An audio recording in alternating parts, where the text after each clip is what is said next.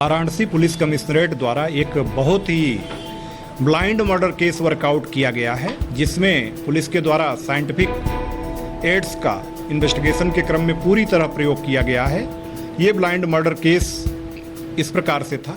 यहाँ के कैंट थाना क्षेत्र के बुद्ध विहार निवासी श्री मार्तंड शाही, जो रिटायर्ड इंजीनियर थे और एनटीपीसी में कार्यरत रहे थे, उनकी डेड बॉडी 8 तारीख की सुबह कानपुर में मिली थी और वहाँ पर उनके अपने थैली से एक सुसाइड नोट का पर्ची मिली थी, जिसमें आत्महत्या के लिए खुद को जिम्मेदार मानकर परिवार से त्रस्त होने की बात लिखी गई थी।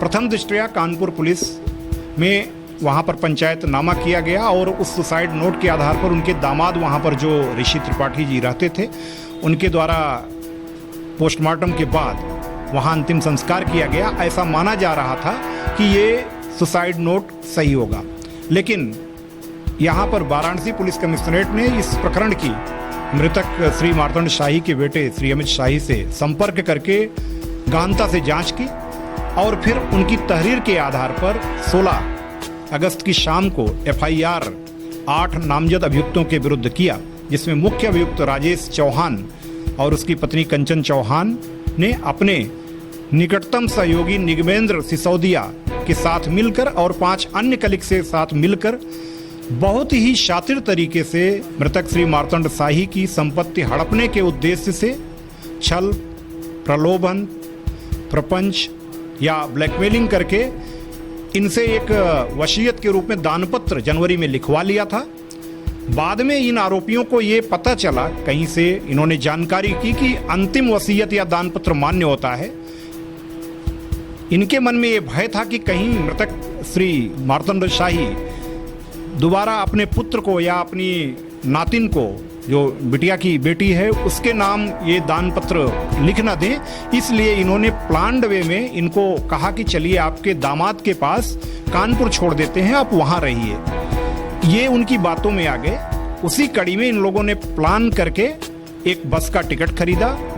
बस की टिकट के साथ एक सुसाइड नोट खुद उन्हीं लोगों ने अपनी राइटिंग में लिखा और उसके बाद अपनी गाड़ी में बिठा करके उनको कानपुर की ओर लेकर के गए। तो FIR में 8 नेम्ड मुलजिम हैं, उसमें जो 2 नेम्ड मुलजिम हैं, जिसमें मुख्य आरोपी राजेश चौहान की पत्नी कंचन चौहान और मुख्य आरोपी राजेश चौहान का सबसे मुख्य दोस्त निगमेंद्र सिसोदिया शामिल है। साथिराना अंदाज में नाटकीय ढंग से प्री प्लानिंग 15 वर्षों से सोचते हुए हत्या को अंजाम देना, क्या लगता है सर?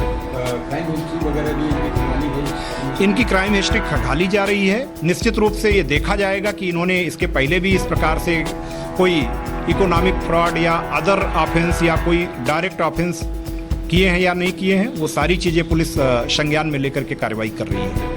क्या किसी शूटर वगैरह की भी हेल्प लेने की कोशिश की थी क्या सर? देखिए, इसमें शूटर के हेल्प की आवश्यकता नहीं थी, क्योंकि कोई शूट जैसी चीज नहीं हुई।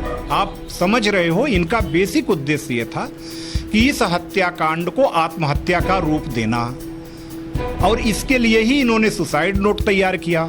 इसी के लिए इन्होंने पहले इन्हीं के फोन से इनसे बात करवाई दामाद को कि हम आ रहे हैं। इनको ये बताया कि आप दामाद के पास रहिए और अपनी जो चीजें हैं आप उनको गिफ्ट कर सकते हैं, दे सकते हैं। ये उनकी बातों में आ गए। वह पूर्ण रूप से इस हत्या को, जघन्य हत्या को आत्महत्या का रूप आरोपी देना चाह रहे थे, क्योंकि सारे आरोपी बहुत शातिर हैं। उनके शातिराना प्लान में ही ये था कि इस हत्या को आत्महत्या का रूप दे दें, और आत्महत्या का अगर मुकदमा भी कानपुर में दर्ज होता है तो 306 IPC का जो मुकदमा दर्ज होगा वो खुद उनके बेटे और उनके मृतक के भाई के खिलाफ होगा, क्योंकि इसमें सुसाइड के लिए जिम्मेदार उन दोनों को माना गया था।